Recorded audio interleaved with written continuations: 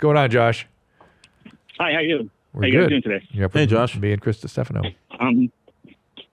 How you doing, Chris? I just actually had a question about your navigation of social media. I know you gave control of your socials to a kind gentleman who looks like Lancelot. Yes. And I was just curious, Wait. Hold on, a second. Josh, hold on. Wait. Okay. Fill this out first. What was that?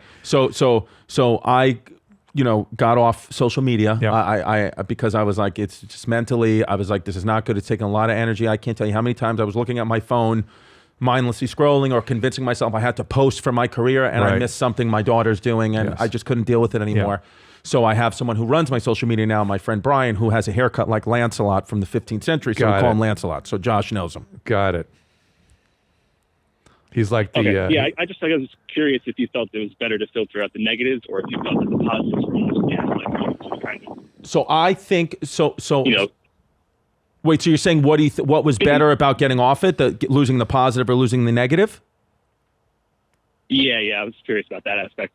Well, for me, what's actually happened. What I've realized is getting off social media is that everyone goes towards the negative comments, how they affect you in a negative way, Yes. and all that. But the positive comments affect you, I think, in a negative way as well, because you're getting this kind of grandiose feeling about yourself, which I think is okay, can be used for good, but it was throwing off my equilibrium, my homeostasis of who I wanted to be so too much. It was like mood swings. So now what I've noticed is the positive reinforcement I get, like that I used to get on social media, I get it in real life now, like by, having a good gym workout and somebody being like, hey man, I see you're really putting in work there. Or, just today I got, I was walking outside the gym and somebody was like, dude, you really lost a lot of weight. Congrats. And it's like to feel that physically as opposed to someone saying that who I don't know, I'm not in their physical space. It's got a way different feeling, a more powerful feeling. And it kind of made me feel, because what my mind would do subconsciously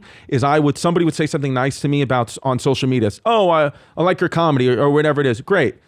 My then mind, for some reason, I don't know why, would start looking into more comments. Where's the negative ones? Yeah, of where's the course. hate? That's just. And so I've gotten away from that. So now you realize too, in the physical realm, right? In the physical space that we live in, not the social media space.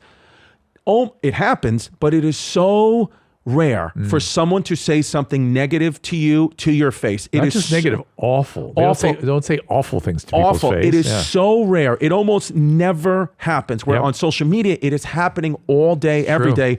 So I kind of feel better about who I am as a person because I'm off the social media. So I would say that losing the negative comments has helped me in a more impactful way. But truly, I would not have been able to stay. I've been on the intermittent fasting and no social media for 8 months now, and I have never stayed. I would dream for the last 10 years, call it, about being 210 pounds because I was 250, sometimes 260. And I'd be like, I would hate myself. Because people would always be like, Chris, you look like you're in great shape. But I'd be like, no. If I took my shirt off, I have fat nipples, I would look horrible. And I would be like, but now, even with my shirt off, sometimes people are like, oh, wow, dude, you're really putting in the work. And I kind of finally don't feel like a fraud. I feel like I match what I say. But the reason is, I really believe, is because I got off social media. To me, it really, truly, and again, it's just my opinion, it really is poison. It is cigarettes for your brain, that stuff. And I don't like it at all. And I'm so happy to be off it. Even if it costs me ticket sales and whatever, I was okay with that. Because I was like,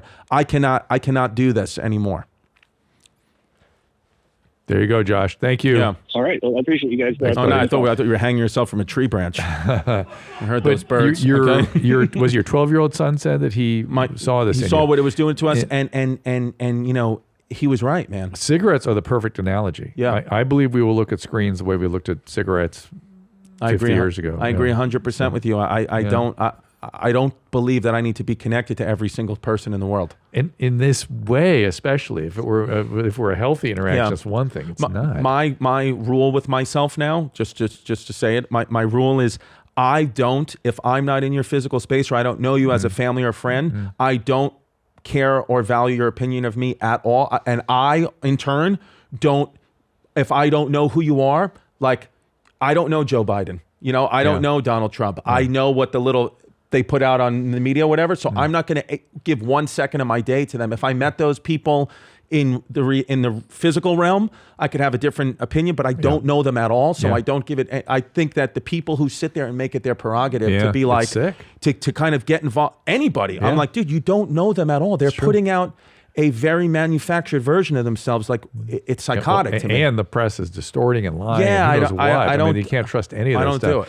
Yeah, you don't care about anybody unless they're in Radio City Music Hall. Then we have to stand and applaud if Chris comes out on the stage. You better. Then he cares. You better. I'll fucking blow my head off on stage. And then you can have all my Losardan, you selfish fucks.